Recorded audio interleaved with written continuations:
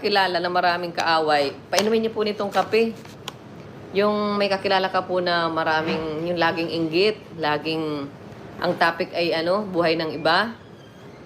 Ayan, kung may kilala po kayong vlogger na ganun, o kapitbahay na ganun, bigyan na po nito.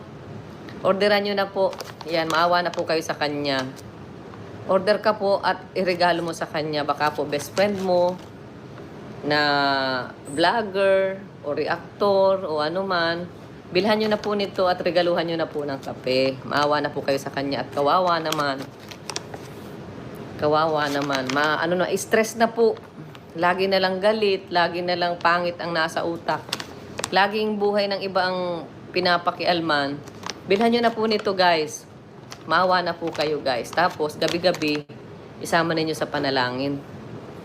No? Sama ninyo sa panalangin, nanawa ay kuhain na siya ng Panginoon. Para matahimik na, di ba?